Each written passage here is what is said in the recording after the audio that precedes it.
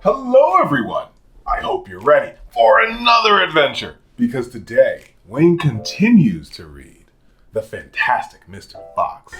Always remember that as we go through these amazing adventures and read these outstanding stories, all you have to do is press the CC button in your YouTube link in order to follow along with the words. Now I think North Star will be perfect to join us for today's adventure. Now the North Star's here.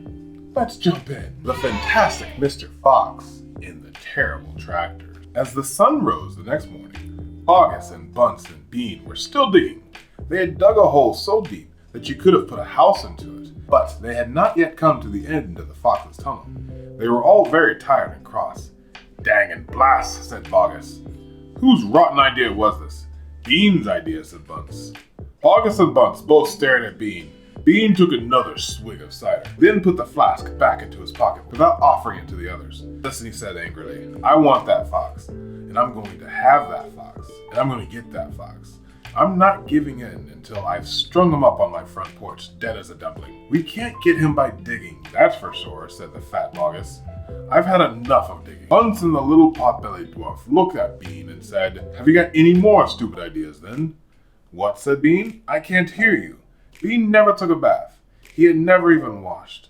As a result, his ear holes were clogged with all kinds of muck and wax and bits of chewing gum and dead flies and stuff like that. This made him deaf. Speak louder, he said to Bunce, and Bunce shouted back, Got any more stupid ideas? Bean rubbed the back of his neck with a dirty finger. He had a boil coming there and it itched. What we need on this job, he said, is machines, mechanical shovels. We'll have them out in 5 minutes with mechanical shovels. This was a pretty good idea, and the other two had to admit it. All right then, said Bean, taking charge. August, you stay here and see the foxes don't escape. Bunce and I will go fetch our machinery. If he tries to get out, shoot him quick. The long, thin Bean walked away, and the tiny Bunce trotted after him. The fat August stayed where he was, still pointing his gun at the foxhole. Soon, 2 enormous caterpillar tractors with mechanical shovels on their front ends came clanking into the wood. Bean was driving one, Bunce the other. The machines were both black. They were murderous, brutal-looking monsters. Here we go then, shouted Bean. Death to the foxes, shouted Bunce.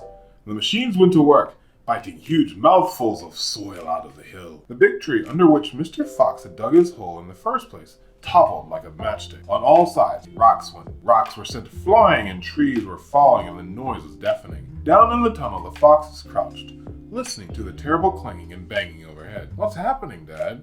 Cried the small foxes. What are they doing? Mr. Fox didn't know what was happening or what they were doing. It's an earthquake, cried Mrs. Fox. Look, said one of the small foxes. Our tunnel got shorter. I can see daylight. They looked all around and yes, the mouth of the tunnel was only a few feet away from them now. And in the circle of the daylight, beyond they could see the 2 huge black tractors, almost on top of them. Tractors, shouted Mr. Fox. The mechanical shovels. Dig, dig for your lives. Dig, dig, dig. Oh wow, that was very intense as we ended today's chapter with Mr. Fox and his family. What did you think, North Star? I enjoyed that part too. We'll see you in the next adventure, okay? And we'll see you on the next adventure, here with Wayne Reads. Thank you for joining us, and we can't wait to see you again. Bye-bye!